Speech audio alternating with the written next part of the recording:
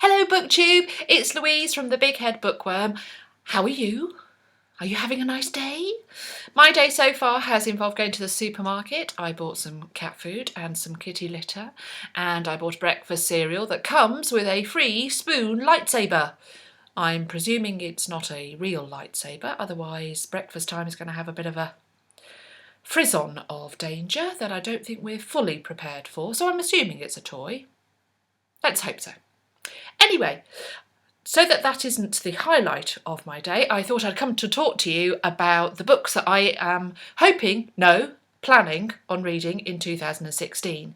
Now, I don't really have a TBR plan for the year. I never really have a TBR plan for the month. I'm a very intuitive mood reader. As I finish a book, I ponder and decide what I'm going to read next.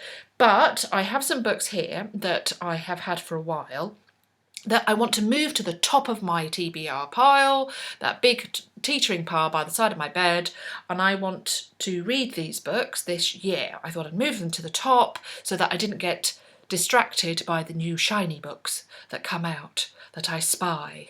So without further ado, here are my books.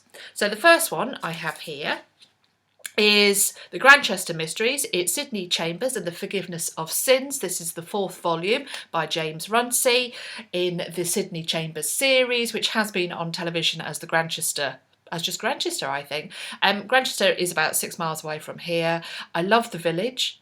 This is a crime series set in the 50s, late 50s. We're now into the early 60s. They're short stories sequentially. Oh, they're just beautiful. I love crime. I love the period. I love the writing. I love Sydney, who's a vicar who gets pulled into various mysteries. Not always murders. They're just crimes. There can be burglaries. There can be disappearances. They're just beautiful. And I haven't read it. I have all 4 of them in these beautiful editions, these beautiful hardback editions with these beautiful covers.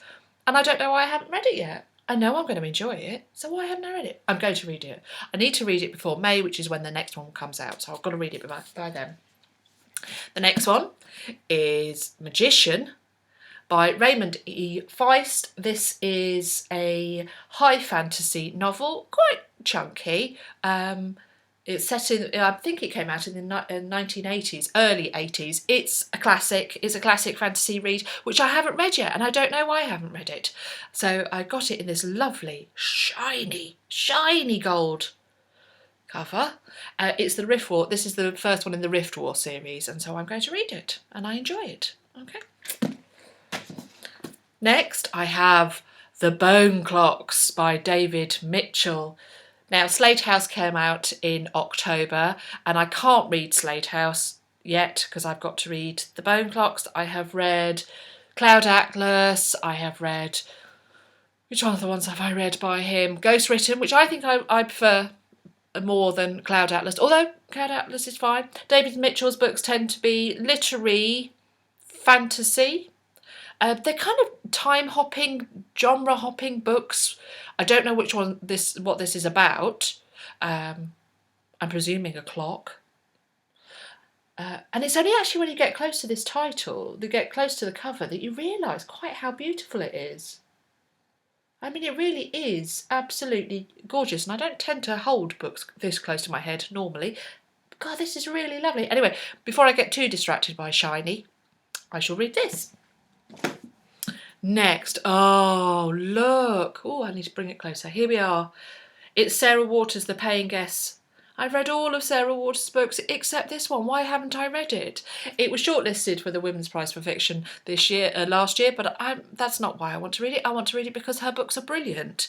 They're historical fiction. They tend to be either whodunits or whydunits or books, which I loved. I loved Tipping the Velvet. I loved Fingersmith and Affinity and Night Watch. Oh, that was so beautiful. That was set in the Second World War. This is set in 1922.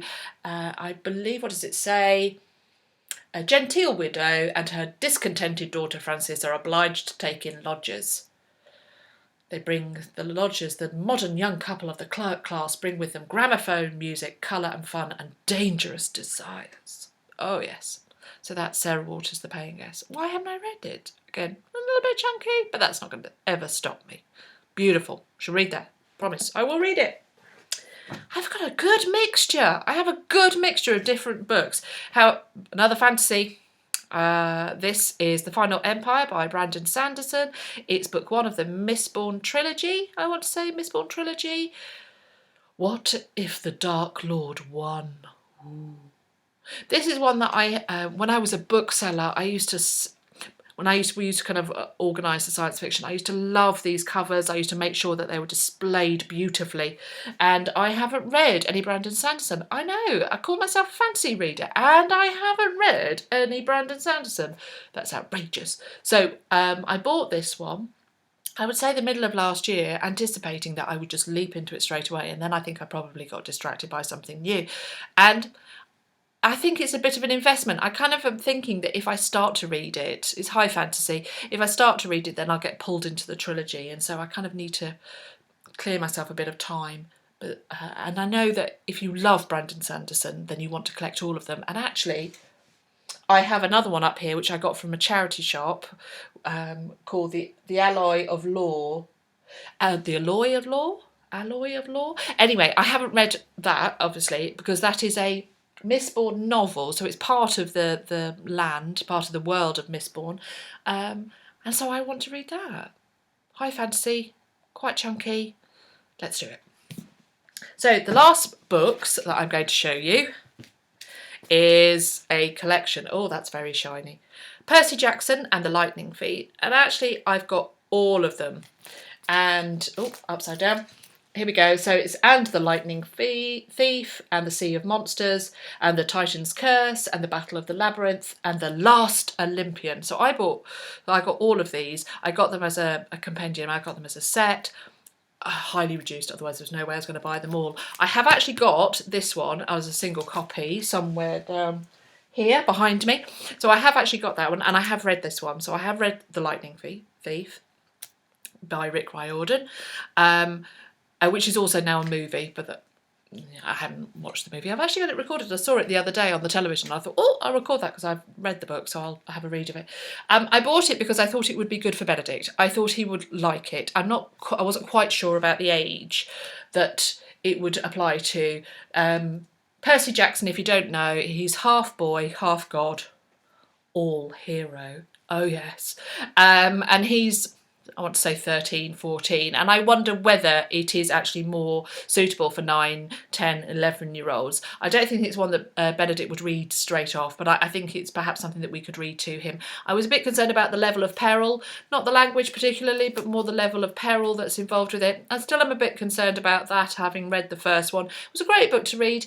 I mean, obviously I'm not the target audience, and I therefore didn't completely fall in love with Camp Half-Blood, but it was really good. It was really enjoyable. It's a really light read, and I thought when I saw these for £10, I thought, well, that's an investment, and I'm going to read them all. I thought this year I'll read them all, and then I can hand them to Benedict and say, here we go, and we'll work our way through them one by one, seeing how things are going, which I'm also doing with the Harry Potters with him. So we've read The Philosopher's Stone. We haven't yet gone to the Chamber of Secrets, although he has the copy yet. So I think this year we'll do the Chamber of Secrets. So anyway, we're going to do Percy Jackson probably next year. But I will read these this year, and then I will pass them on to Benedict, and they will be his. And that's it. What a fine collection. I have crime, I have 2 fantasy, I have literary fiction, I have fun stuff. So that's not all that I'm going to read this year, but that's something that I'm going to bring them up to the top of the pile, and I'm going to work my way through them one by one throughout the year. What about you? Have you got anything that you're planning on reading in particular? I really enjoyed that. It's been really enjoyable. Thank you very much, BookTube, for having me. I look forward to talking to you again. Who knows what it will be about, but I'm sure it will be fab. Thank you. Bye-bye.